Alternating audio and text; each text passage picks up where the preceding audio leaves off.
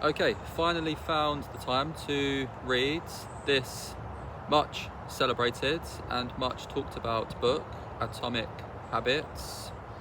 What do you think this book is about, given its title? If you break the words atomic down, that means very small. Atoms were believed to be the fundamental unit of matter. This turned out not to be the case.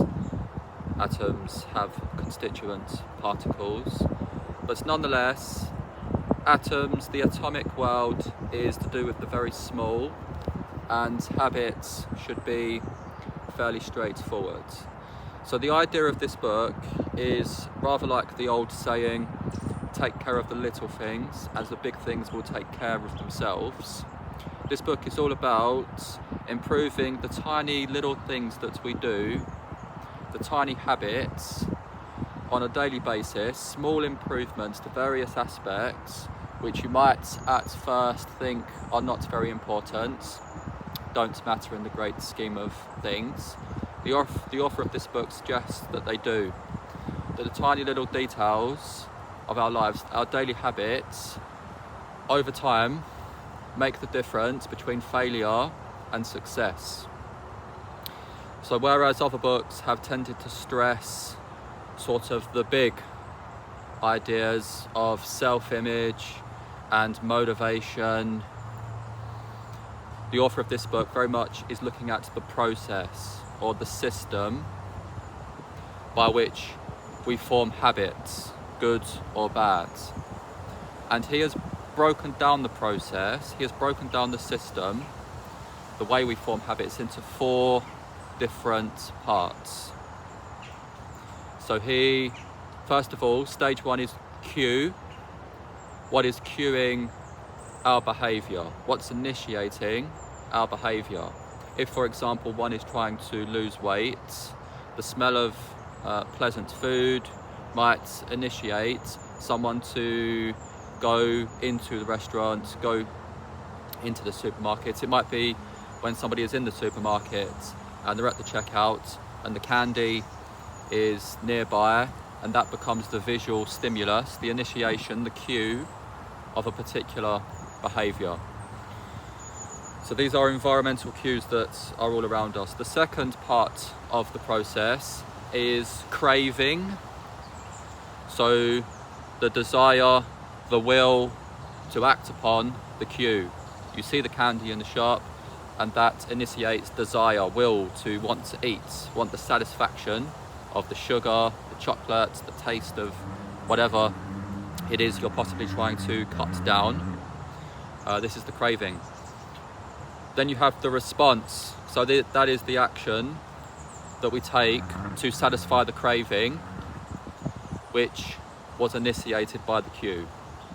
And then the last stage of this process is the rewards.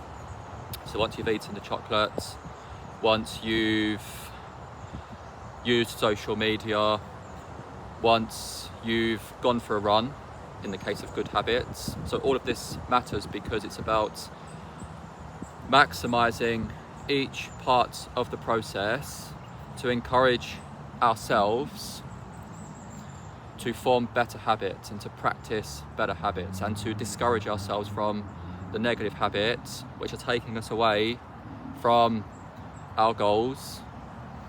But to talk about the 4th part of the process, that is the rewards that we get for completing a particular action. So there's the cue, that's the stimulus. There's the craving, which is the desire in response to the cue. Then there's the response, the actual action of taking action upon the craving. And then there's the rewards, whether that would be oxytocin. In the case of socializing, we get a rush of oxytocin that makes us feel good, that makes us feel loved. We get a warm feeling when we're around people. We possibly get a kick of dopamine if we perform something successfully. If we complete a particular goal, there can be a rush of dopamine. When we eat, we can get a dose of dopamine as a kind of reward. So this is the 4 different parts. These are the 4 different parts. And what he is trying to do in the book is get us to optimize each part. So for example, he places big emphasis on placing friction between yourself and the things and your bad habits. So for example, if you spend too much time playing video games, you want to create as much friction between yourself and the action of playing video games. And the most obvious way to do this is possibly to take the video game console and put it away, put it in the cupboard, hide it, keep it out of view. Because if you can't see it, you're reducing the power of the cue and thus the chain of events that take place afterwards. So you're not being stimulated, you've not got that desire subconsciously or not, because if it's there in the corner and you're feeling bored, you're feeling a bit low, your mood's not particularly good, you're more likely to give into that temptation of picking up the PlayStation controller or the mobile phone, checking Instagram, Facebook, Twitter, all of these social media apps, watching news, all of these habits which can take an enormous amount of time out of your daily life.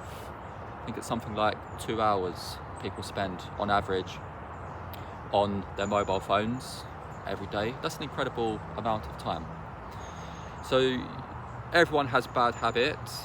There's some habits that you probably have that you would like to cut down, you would like to reduce, that are preventing you from achieving your goals and being successful in whatever way you imagine yourself to be successful. At the very start of this book, he seems to agree very much with Maxwell's concept of self-image. That is to say, he very much, at the very start of this book, talks about how one should not consider themselves someone who paints, but to consider themselves a painter. One should consider themselves not to be somebody who reads books, but to be a reader, to be a writer, to be whatever it is you want to be, not to be somebody who does, but somebody who is. And through changing self-belief and that image of who you are, your habits will then be a natural manifestation of that belief in who you are as a person. So that's important. Self-image. What do you see yourself as? And then you need to maximize the different parts of the process by which we form habits. But just love the idea of friction, placing friction between yourself and the negative temptations which take us away from becoming that ideal self-image of that dream that you have. Could be, for example, that you get rid of the smartphone. You know, that would be quite a drastic action, but if you felt like that was really taking a lot of time away from what you could be using that time to do, to self-improve, to upskill, to invest the time, in effect, to make certain sacrifices. So you're making sacrifices of things that give you pleasure for a long-term goal. No pain, no gain, as the expression often goes. You're trying to almost see yourself as an external person, and you're trying to arrange the environment so that you're reducing the probability that you'll do negative things, and organising your environment in such a way as to increase the chances that you will actually practice that guitar. You know, you'll place the guitar in the middle of the living room, so that when you get up in the morning, you'll go down there and it'll be in the way. There's no way to avoid it, because it's so often the case that people rationalise themselves out of doing things which are important. Oh, I'll do it tomorrow. Oh, that can wait. Oh, I'll do it another time. And that another time rarely happens. But to set up your environment so as to increase the chances that you'll do productive things, And he really makes the point that 1% improvement every day over the long term would be colossal. He starts the book by talking about how the British cycling team, for many years, never won anything. But there was a particular coach who came in and he focused on the tiny little details. He made 1% improvements to tiny little aspects of the process of training. So he would, for example, go into the minutiae. He would look at things like sleep. Are these cyclists sleeping enough so as to reduce the probability of getting a cold? Because if you get a cold, you're out for 3 or 4 days, it's going to affect your performance. Maybe not by a lot, but that 1%, the aggregation of marginal gains is what this book is all about. That's just one example. He also looked at, I think, applying some kind of solution on the tyres to make them just 1% better, more grip on the tyre.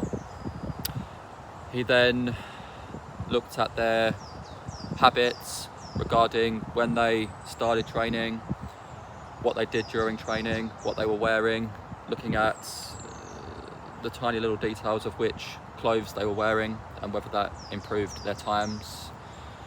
He looked at all of the tiny little factors. Something else that he talks about in this book is the importance of the people around you. So because humans are influenced, there's 2 large influencing factors. One is social proof. So what we see other people doing, we're very likely to imitate and copy. And from an evolutionary perspective, this makes sense because we are a social animal and we evolved to work in groups, in small little groups, surviving in the wilderness, and that depended on cooperation, working together as one unit. So we have an inbuilt mechanism to copy and imitate. And he gives some interesting examples of how a professor set up an experiment with 3 different lines, different lengths, A, B, C, and then he presented a group of people with another line which was the same size as B,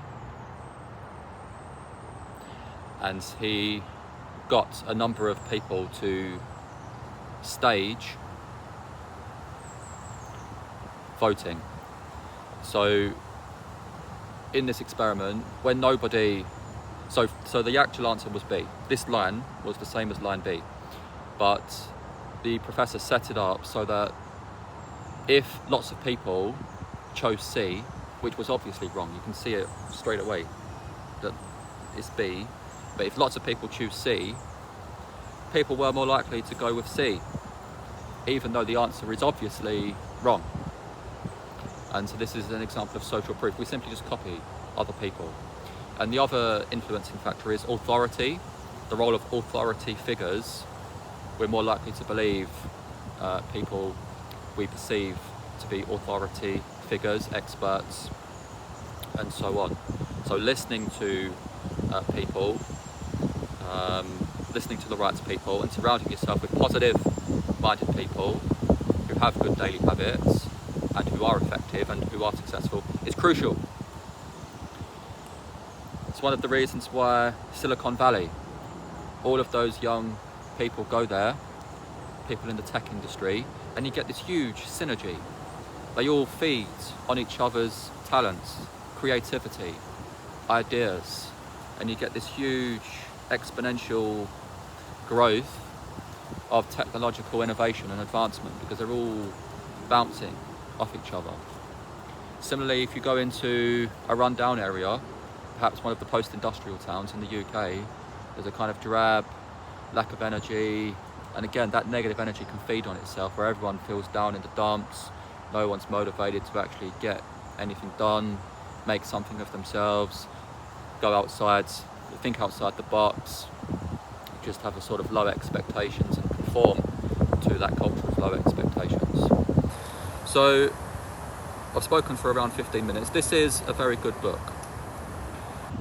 Very much a practical book, looking at what we can do on a day-to-day basis to gradually improve our lives. Go check it out.